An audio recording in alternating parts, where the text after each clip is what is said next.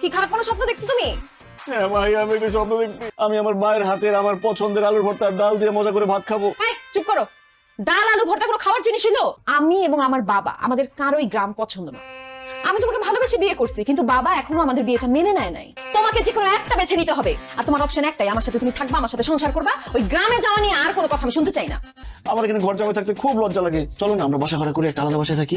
আমি আমার বাবার বাসায় থেকে যে আলাদা ফ্যাসিলিটি গুলো পাই, আমি যদি তোমার সঙ্গে আলাদা বাসা নেই, এই সব কিছু আমাকে হারাতে হবে। আমার বাবার বাসা ছেড়ে তুমি অন্য কোনো জায়গায় যাওয়ার কথা চিন্তা ভুলেও মাথায় আনবা না।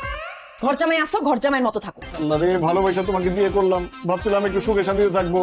এখন তো তোমাকে বিয়ে করে মনে হচ্ছে আমি জেলখানায় বন্দী হয়ে গেছি। আমি যেভাবে চাই, আমার বাবা যেভাবে চাই, এর বাইরে নড়চড় যদি কোনো কিছু হয়, তুমি যদি উল্টাপাল্টা কিছু করো, তাইলে তোমার সঙ্গে আমি সংসার করব না।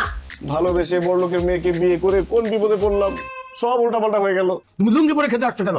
কারণ আব্বা, লুঙ্গি বাংলাদেশের ঐতিহ্যবাহী পোশাক। লুঙ্গি পরে বসতে আরাম, লুঙ্গি পরে হাঁটতে আরাম, লুঙ্গি পরে শুইতে আরাম। এই যে আপনি সকালেও প্যান্ট পরেন, বিকালেও প্যান্ট পরেন, খাইতে বসলেও প্যান্ট পরেন, ঘুমাইতে গেলেও প্যান্ট পরেন, আপনার বাতাস ঢুকে কিভাবে? চুপ থাকো। লুঙ্গি পরলে তোমাকে গরিব লাগে, আর আমার আশেপাশে গরিব মানুষ দেখলেই আমার মেজাজ গরম হয়ে যায়। আমার মতো সুন্দর পোশাক আশাক পরবে, তাতে তোমাকে স্মার্ট লাগবে। আপনাকে দেখতে কিন্তু স্মার্ট লাগে না, আপনাকে দেখতে মনে হয় স্টার জলসার কুটনি শাশুড়ি। তোমার এত বড় সাহস, তুমি আমাকে কুটনি বলছো? তুমি আমার মেয়ের জামাই, না হলে থাপড়ায় তোমার সব কয়টা দাঁত ফালাই দিতাম আমি। ঢাকা শহরে কত সুন্দর সুন্দর স্মার্ট ছেলে থাকতে তুই গ্রাম থেকে একটা ক্যাট ছেলেকে বিয়ে করে ফেললি। ভার্সিটিতে তো খুব ভালো স্টুডেন্ট ছিল, আমি প্রেম করতে চাইছিলাম, কিন্তু যখন প্রেমের প্রস্তাব দিছি, সে বলছে না, আমি ডিরেক্ট বিয়ে করব। বিয়ে যখন করেছিস তখন এটাকে আধুনিক বানায়, স্মার্ট বানায়। এই জিনিসকে নিয়ে তো কোথাও গেলে মান সম্মান কিছু থাকবে না। লুঙ্গি চেঞ্জ করে ট্রাউজার পরে আসো। আরে না দুলা ভাই, জান না তো। একমাত্র তুমি আমাদের বুঝো। অতিরিক্ত বড়লোক হয়ে কি যে বিপদে পড়লাম, কলাটাও হাত দিয়ে ছিলে খেতে পারি না। হাত দিয়ে খাওয়ার যে মজা, যে তৃপ্তি, চামচ দিয়ে খাইলে জীবনে পাবে না সেই মজার তৃপ্তি। হাত দিয়ে খেলে আমাদের হাত নোংরা হয়ে যাবে। ছি! আল্লাহ হাত বানাইছে কিসের জন্য? খাওয়ার জন্য, কাজ করার জন্যই তো না। তুমি হাত দিয়ে খাবা না, তুমি চামচ দিয়ে খাবা। আমি চামচ দিয়ে খাইতে পারি না, আমি হাত দিয়ে খামো। তাহলে তুমি এখানে বসে খাইতে পারবা না, তুমি দূরে গিয়ে খাও যাও। তোর যদি অনেক বেশি সমস্যা হয়, তুই দুলা ভাইয়ের দিক তাকাস না, তাইলেই তো হয়। এই বুয়া, বুয়া, চা দিয়ে যা।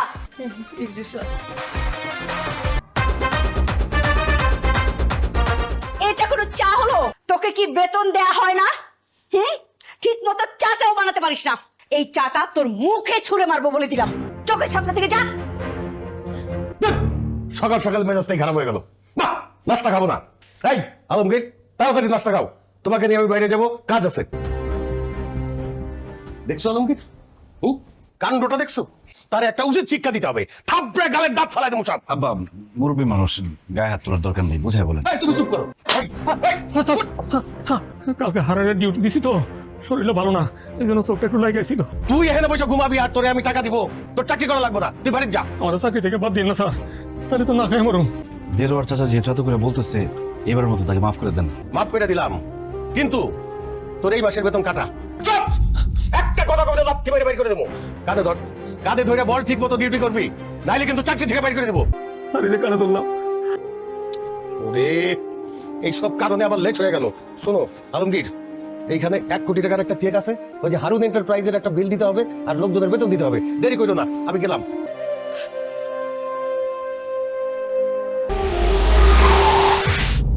আমি এখন কোথায়? তুমি এখন হসপিটালে। আল্লাহর কাছে লাখ লাখ শুকরিয়া, তুমি ঠিকঠাক আছো। থ্যাংক ইউ মারিয়া। মারিয়া, তুমি কাকে বলতেছো? আমি তোমার বউ, এই যে এখানে দাঁড়ায় আছি। দুলা ভাই কি বলতেছেন আপনি সব? এই তো আমার বউ চলে আসছে, আমার বউ মাহি। না দুলা ভাই, আমি আপনার বউ না, আমি আপনার শালি। জামাই, কি হয়েছে তোমার? কি ব্যাপার দেলোয়ার চাচা, আপনি আমাকে জামাই বলছেন কেন? আমি তোমার দেলোয়ার চাচা না, আমি তোমার শ্বশুর ওয়াসিম বাসা। খবরদার, দারোয়ান হয়ে শ্বশুর সাজার চেষ্টা করবেন না। তুমি কি আমাদের সঙ্গে মজা করতেছো?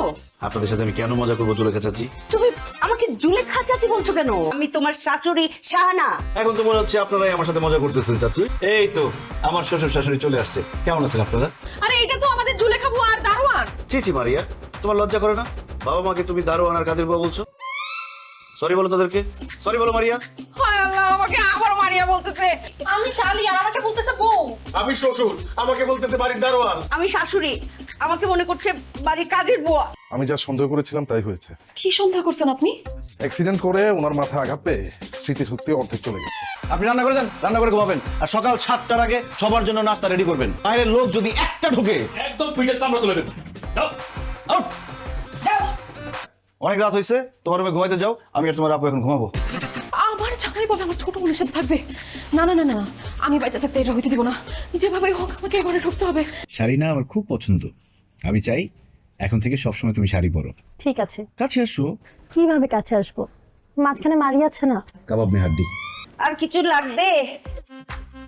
এই, এগুলা কি পরোটা বানায় আনছস? পরোটা তো পুরা কেন, ঠান্ডা কেন? যা ভালো করে আরো পরোটা বানাই নিয়ে। দেখছেন আব্বা, দারোয়ানের অবস্থা দেখছেন? ডিউটি ফাঁকি দিয়ে সে নাক ডেকে ঘুমাইতেছে। আরে বেতন নেওয়ার সময় তো সে 1 টাকাও কম নেবে না, অথচ ডিউটি পালন করার সময় সে ঠিক মতো ডিউটি পালন করবে না। এই ডিউটি করার সময় কই যাচ্ছে? আপনার এত বড় সাহস, সামান্য দারোয়ান হয়ে মালিককে তুই করেন? শোন, আর কখনো যদি ডিউটি করতে এসে ঘুমাই যাস তাহলে লাথি মেরে চাকরি থেকে বাইর করে দেবো। আমি এখান থেকে ঠিক মতো কাজ করবো, ডিউটির মধ্যে আর ঘুমাবো না স্যার, কথা দিলাম স্যার। চলো আজকে আমরা বাইরে থেকে ঘুরে আসি। চলো।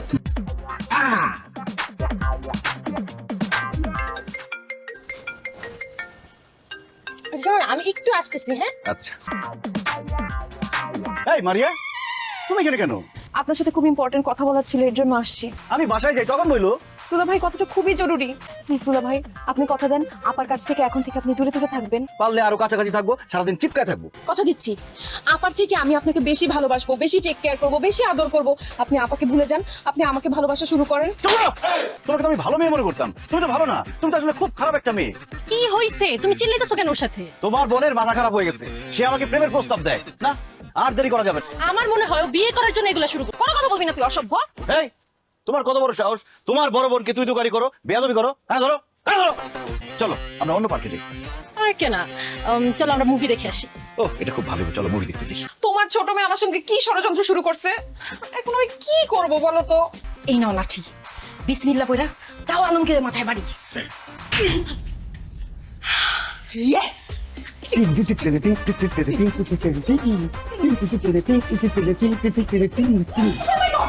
কার মাথায় বাড়ি দিলাম? আপনারা আমার মাথায় বাড়ি দিতে আসছেন কেন? আমার সম্পত্তি দখল করার জন্য আমার জামাইরে মারতে চাস? তোর এত বড় সাহস! আরেকটা তোমরা বাইরে করতে পারে ফেলাবো। ঠিক বলছো তুমি। আমাকে ডাকছো কি জন্য? কিছু বলবা? আম্মা, আব্বা, আমি একটা সিদ্ধান্ত নিচ্ছি, আমি আবার বিয়ে করবো। তোমার সাথে তো পালাই বিয়ে করছি, কোনো আনন্দ ফুর্তি অনুষ্ঠান কিছুই করতে পারি নাই, তাই আমি সিদ্ধান্ত নিচ্ছি তোমাকে আবার বিয়ে করবো, ধুমধাম করে অনুষ্ঠান করে। আপু সর্বনাশ হয়ে গেছে। আবার কি সর্বনাশ হয়েছে? একবার তো তোর জামাইয়ের সিরিজ হতে গেছে, আবার কি হলো? আব্বু আলমগীর আরেকটা বিয়ে করতেছে। ও মারিয়াকে বলতেছিল এর আগে তো পালায় বিয়ে করছি, এবার আমরা ধুমধাম করে বিয়ে করব। আমি এগুলো সব শুনে ফেলছি আব্বু। আমাদের দুইটা মেয়ের জীবন এইভাবে নষ্ট হতে দিতে পারি না। শোনো, তোমার 1 কোটি টাকা চিন্তা বাদ দাও, আমরা আলমগীরের সামনে যাই, পুরো সত্যিটা তার কাছে তুলে ধরি যে আমরা দুইজন তার শ্বশুর শাশুড়ি, মাহি তার বউ, মারিয়া তার শালী। আমার স্মৃতিশক্তি হারানোর অভিনয় কি ঠিকঠাক হচ্ছে? আরে হইতাছে মানে একদম ঝাক্কাস হইতাছে। এতদিন তোমার স্মৃতিশক্তি নষ্ট হয় নাই, আমাকে দিয়ে তুমি দারোয়ানের কাজ করিয়েছো, বাজার কাপড় খাইয়েছো। আমাকে কাজের বুয়া বানিয়ে এই পুরো বাড়ির কাজ করিয়েছে। তোর সাথে আমি আর সংসার করব না। তার আগে বল, তুই এত বড় নাটক কেন করছস? প্রতিশোধ নেওয়ার জন্য একটা ভালো চাকরি করব, আমার বাবা মায়ের স্বপ্ন পূরণ করব, কিন্তু তুমি সেটা হতে দাও নাই। আমি তোমার সাথে প্রেম করতে চাই নাই বলে তুমি বলেছিলে যে তুমি মরে যাবা, এরপর আমি তোমাকে ভালোবেসে বিয়ে করি। আমাকে একটা বন্দি জেলখানার মধ্যে আটকে রাখছো তুমি। আর এই যে তোমার বাবা মা, কথায় কথায় আমাকে আমার বাবা মাকে ছোট করে কথা বলতো। তোমার বাবা মা কাজের মহিলা দারোয়ানের সাথে গরু ছাগলের মতো ব্যবহার করতো। তাদের কান্না আমি সহ্য করতে পারিনি মাহি। সেদিনের চেক নেওয়ার পর আমি অ্যাক্সিডেন্টের মিথ্যা নাটক করি। আমি জানতাম টাকার জন্য তোমার বাবা মা সব করবে, কাজের মানুষ দারোয়ান হলে কি হবে, তারাও তো মানুষ। গেটের দারোয়ান, আপনার বাড়ির জান মাল সব নিরাপত্তার দায়িত্ব আমি নিয়েছি। আমারে উষ্টা লাথি দিতেন, আমার খুব কষ্ট হতো স্যার। ছোট্টকালে মা বাপ সব মরে গেছে, আপনি বাড়িতে কাম করতে আসছি, আমার তো কোনো পরিবার নাই। আমি ভাবছিলাম আপনারাই আমার পরিবার। দুলা ভাই তোমার হাজবেন্ড, তারপরে তুমি তাকে ধমক দেওয়ার কথা বলো, সব সময় ছোট করে কথা বলো। আমি গ্রামে চলে যাব আমার বাবা মায়ের কাছে। স্ত্রী হিসেবে তোমার সম্মান, তোমার মর্যাদা, তোমার এই ব্যাপারগুলো আমার বোঝা উচিত ছিল। তুমি আমার মেয়েটাকে রেখে যেও না, আমার মেয়ে তোমাকে খুব ভালোবাসে। আসো বাড়ি। স্যার, স্যার বললাম, তুমি আমার ভাই।